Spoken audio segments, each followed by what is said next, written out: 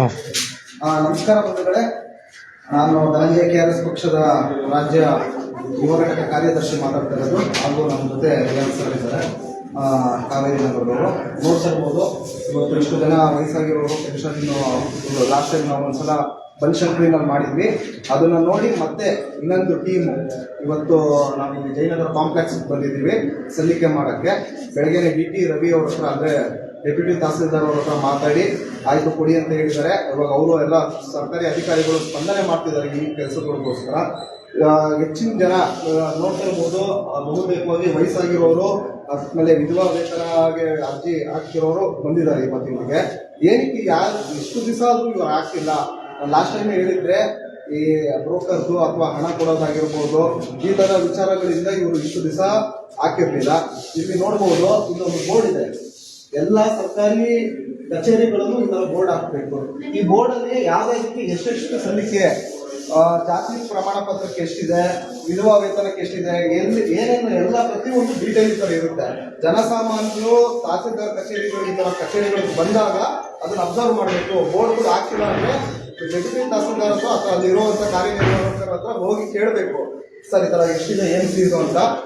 ಇವಾಗ ನಾವೇನು ಮಾಡ್ತಾ ಇದ್ವಿ, ಇದು ₹1 ಖರ್ಚಿಲ್ಲದೆ ಮಾಡಿಸ್ತಿರೋಂಥದ್ದು.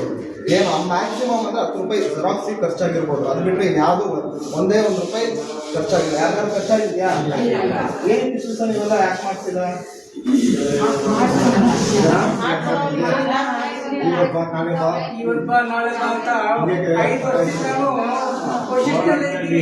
ಯಾರು ಮುಂದೆ ಬಂದಿಲ್ಲ, ಅದಾಗಿಲ್ಲ ಇದಾಗಿಲ್ಲ ಅಂತ.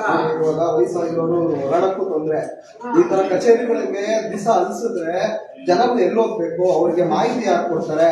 ಈ ತರದೆಲ್ಲ ನೋಡ್ಬೇಕು. ಸರ್ಕಾರಿ ಅಧಿಕಾರಿಗಳು ಈ ತರ ಸಮಸ್ಯೆ, ವಯಸ್ಸಾಗಿರೋರು ಅವರು ಭಾರಿ ಕಷ್ಟದಲ್ಲಿರ್ತಾರೆ, ಸಮಸ್ಯೆದಲ್ಲಿರ್ತಾರೆ. ಅವ್ರಿಗೆ ಪ್ರತಿ ಸಲನೂ ಬರೋಕ್ಕಾಗಲ್ಲ.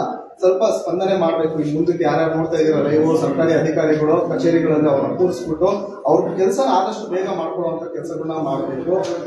ಇರೋದೇ ಅವ್ರು ಬಡವರು, ವಯಸ್ಸಾಗಿರುತ್ತೆ, ಅವ್ರಿಗೆ ಏನೋ ಮೆಡಿಕಲ್ದಾಗಿರ್ಬೋದು ಅಥವಾ ಬೇರೆ ಬೇರೆ ಖರ್ಚುಗಳು ಇರುತ್ತೆ.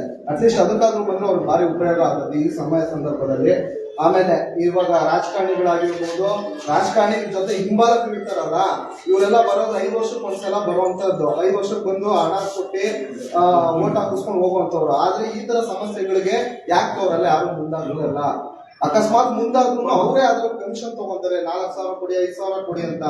ಇದೆಲ್ಲ ನಿಲ್ಬೇಕು, ಭ್ರಷ್ಟಾಚಾರ ನಿಲ್ಬೇಕು, ಜನಸಾಮಾನ್ಯರಿಗೆ ಒಳ್ಳೇದಾಗಬೇಕು. ಅಂದ್ರೆ ₹1 ಖರ್ಚಿಲ್ಲದೆ ಸರ್ಕಾರಿ ಕಚೇರಿಗಳಲ್ಲಿ ಇದಾಗಬೇಕು. ಬದಲಾವಣೆಯಾಗಿ ಕರ್ನಾಟಕದ ಒಂದು ರೆವಲ್ಯೂಷನ್ ತರ ನಾವು ತಗೊಂಡ್ಬರ್ಬೇಕು.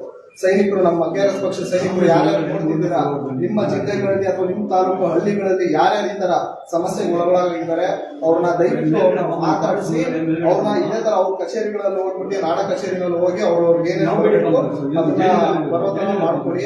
ಆಮೇಲೆ ಹೆಚ್ಚಿನ ಜನ ಇವಾಗ ನೋಡ್ತಾ ಇದ್ದೀರಾ, ನಾವು ಲಾಸ್ಟ್ ಟೈಮ್ ಹಾಕಿದ್ವಿ, ಜನ ಜಾಗೃತಿ ಆಗಿ ದಯವಿಟ್ಟು ಇನ್ ಮುಂದಕ್ಕಾದ್ರೂ ಬದಲಾವಣೆ ಆಗಿ ನೇರವಾಗಿ KRS ಪಕ್ಷದ ಶಕ್ತಿ ತಗೊಳ್ಳಿ. ಟಿ ಶರ್ಟ್ ಹಾಕೊಂಡು ಸದಸ್ಯತ್ವ ತಗೊಂಡು ನೇರವಾಗಿ ಸರ್ಕಾರಿ ಕಚೇರಿಗಳಲ್ಲಿ ಹೋಗ್ಬಿಟ್ಟು ಇವತ್ತು ನೀವು ನಿಮ್ ಕೆಲಸ ನೀವು ಮಾಡಿಸ್ಕೊಂಡ್ ಬರ್ಬಹುದು. ನೋಡಿ ಇವತ್ತೆಲ್ಲ ಬಂದಿದ್ದಾರೆ, ಮಾತಾಡಿ ಡಾಕ್ಯುಮೆಂಟ್ಸ್ ಇದೆ, ಡಾಕ್ಯುಮೆಂಟ್ಸ್ ಇದೆ.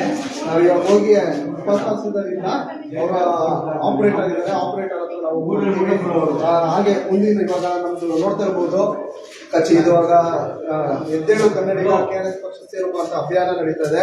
ದಯವಿಟ್ಟು ಬಂದು KRS ಪಕ್ಷಕ್ಕೆ ಸೇರಿ KRS ಪಕ್ಷದಲ್ಲಿರುವ ಶಕ್ತಿಯನ್ನ ನೀವು ತಗೊಳ್ಳಿ. ಏನಕ್ಕೆ ಹೋಗಿ ಯಾರಿಗೋ ಹಣ ಕೊಟ್ಟು ಇದು ಮಾಡಿ ನೀವು ಕೆಲಸಗಳನ್ನ ಮಾಡಿಸ್ಕೊಂಡ್ರಿ. ಇವತ್ತು KRS ಪಕ್ಷ ಗಟ್ಟಿಯಾಗಿ ನಿಂತಿದೆ. ಸರ್ಕಾರಿ ಕಚೇರಿಗಳಲ್ಲಿ ಟಿ-ಶರ್ಟ್ ಹಾಕೊಂಡ್ರೆ ₹1 ಲಂಚ ಇದ್ದಂಗೆ ನಿಮ್ ಕೆಲಸಗಳಾಗುತ್ತೆ. ದಯವಿಟ್ಟು ಇನ್ಮೇಲೆ ಹೆಚ್ಚಿನ ಜನ KRS ಪಕ್ಷಕ್ಕೆ ಬಂದು ಬೆಂಬಲಿಸಬೇಕು. ಶೋಷಣೆಗಳು, ದಬ್ಬಾಳಿಕೆಗಳು, ಪೊಲೀಸ್ ಕೇಸ್ಗಳು ಹಾಕಿ ಇವತ್ತು ನಮ್ಮ ಹಲವಾರು ಕಾರ್ಯಕರ್ತರನ್ನ, ಮುಖಂಡರನ್ನ ಸದೆ ಬಡಿಯುವಂತ ಕೆಲಸಗಳನ್ನ ಮಾಡ್ತಾ ಇದ್ದಾರೆ. ಆದ್ರೆ KRS ಪಕ್ಷದವರು ಯಾವತ್ತು ಯಾರಿಗೂ ಎದುರಲ್ಲ, ಇರೋದು ಇಲ್ಲ. ಇನ್ನು ಮುಂದಕ್ಕೆ ಅದನ್ನ ಜಾಸ್ತಿ ಆಗುತ್ತೆ ಹೊರತು ಅದು ಕಡಿಮೆ ಆಗಲ್ಲ. ನಾವು ಇವಾಗ ರಿಯಾಸ್ ಅವರು ನಾವು ಇಬ್ಬರು ಜೊತೆ ಹೋಗಿ ಅಲ್ಲಿರೋ ಸಿಬ್ಬಂದಿಗೆ ನಾವು ಡಾಕ್ಯುಮೆಂಟ್ಸ್ ನ ಕೊಡ್ತೀವಿ. ಅವ್ರು ಏನ್ ಹೇಳ್ತಾರೆ ನೋಡೋಣ. ಇವೆಲ್ಲ ಇಲ್ಲ ಕೊಡ್ತೀವಿ.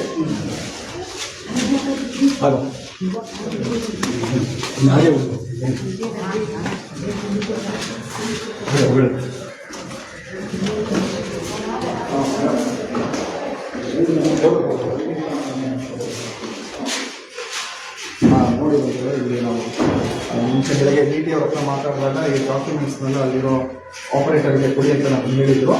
ಹಾಗೂ ಇವಾಗ ಸರ್ಕಾರಿ ಅಧಿಕಾರಿಗಳು ನಾವು ಮಾಡ್ತಿರುವಂಥ ಕೆಲಸಗಳಿಗೆ ಸ್ಪಂದನೆ ಕೊಡ್ತಾ ಇದ್ದಾರೆ. ಇದೇ ರೀತಿಯಲ್ಲಿ ಹೆಚ್ಚಿನ ಅಧಿಕಾರಿಗಳು ಏನೇನು ಬೇರೆ ಬೇರೆ ಕಚೇರಿಗಳಲ್ಲಿ ಕೆಲಸಗಳು ಮಾಡ್ತಾ ಇದ್ದಾರೆ. ಬಂದಿರುವಂಥ ಎಲ್ಲ ಜನಗಳಿಗೆ ಕೂರಿಸಿ ಮರ್ಯಾದೆಯಿಂದ ಅವರಿಗೆ ಕೆಲಸ ಏನೇನಿರುತ್ತೆ ₹1 ಲಂಚ ಇಲ್ಲದೆ ಮಾಡಿಕೊಡ್ಬೇಕು. ಇವತ್ತು ನಾವು ಇಲ್ಲಿ ಡಿ ಟಿ ರವಿ ಅವರು ಇದ್ದಾರೆ, ಜಯನಗರ ಕಾಂಪ್ಲೆಕ್ಸಲ್ಲಿ ಇರುವಂಥದ್ದು. ಈ ಥರ ಕೆಲಸ ಮಾಡ್ತಿರೋದಕ್ಕೆ ನಾವು ಒಂದು ಅಭಿನಂದನೆ ತಿಳಿಸ್ತಾ ಇದ್ದೀವಿ ಮೇಡಮ್. ನಿಮಗೂ ಅಷ್ಟೇ ಒಂದು ಅಭಿನಂದನೆಗಳು. ತಗೊಳ್ಳಿ, ಆದಷ್ಟು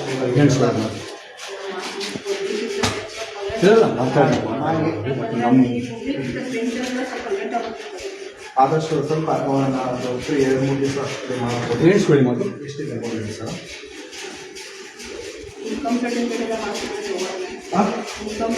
ನೋಡಿ ಅದ್ರಲ್ಲಿ ಯಾವ ಥರ ಇದ್ರೆ ನಮಗೆ ತಿಳಿಸಿ. ಇನ್ಕಮ್ ಒಂದಿಲ್ಲ ಮೇಡಮ್, ಬಿಟ್ಟಿದೆಲ್ಲ ಇದೆ. ಇನ್ಕಮ್ ಸರ್ಟಿಫಿಕೇಟ್ ಮಾಡಿಸಿದ್ರೆ ನಿಮ್ಮ ಫ್ಯಾಮಿಲಿ ಯಾರು ಮಾಡಿಸಿದ್ರು ಪೆನ್ಷನ್ ತಗೊಂಡು ಮಾಡ್ತಿದ್ದಾರೆ. ಸರಿ, ನೀವು ಅದನ್ನು ನೋಡಿ ಅದೇನು ಇನ್ನೊಂದು ಚೆಕ್ ಮಾಡಿ ಹಾಕಿಮ್ಮ. ಎಲ್ಲ ಬಡವರು ಎಲ್ಲ ಕೆಲಸ ಮನೆ ಕೆಲಸ ಮಾಡೋರು ಎಲ್ಲ ಇರೋರು ಎಲ್ಲ ವೀಡಿಯೋಸ್ ಇದ್ದಾರೆ ಇದರಲ್ಲಿ. ಗಂಡ ಎಲ್ಲ ವೀಡಿಯೋಸ್ ನೋಡಿ, ಎಲ್ಲ ವೀಡಿಯೋಸ್ ಅವರು ಎಲ್ಲ ಏನು ಬರುತ್ತಾ ಸಿಸ್ಟಮ್ ಮಾಡಿ ತಗೊಳ್ತಿದ್ರು. ಸರಿ, ಆಯ್ತು. ಏನಿದ್ರು ನಮ್ಮೊಂದು ಮಾಹಿತಿ ಕೊಡಿ. ಅದೇನಾದ್ರು ಚೇಂಜಸ್ ಮಾಡೋಂಗಿದ್ರು ಅಥವಾ ಕರೆಕ್ಷನ್ ಮಾಡೋಂಗಿದ್ರೆ ನಾವು ಅದನ್ನು ಕರೆಕ್ಷನ್ ಮಾಡಿ ನಮ್ಮ ನಂಬರ್ ಕೊಡ್ಬಿಡಿ. ಹಾಂ, ಕೊಡ್ತೀನಿ.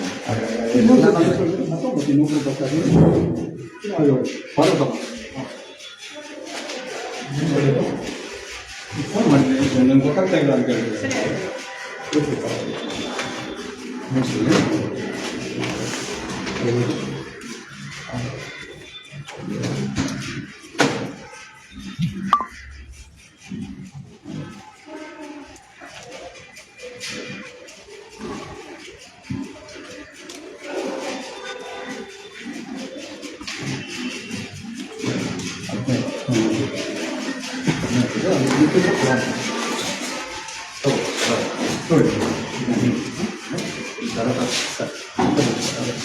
ಹಾಗೆ ಕಂಟಿನ್ಯೂ ಮಾಡಿ. ಫೋನ್ ಮಾಡಿದ್ರೆ ಹಾಂ, ಹೇಳ್ತೀನಿ ಫೋನ್ ಮಾಡಿ.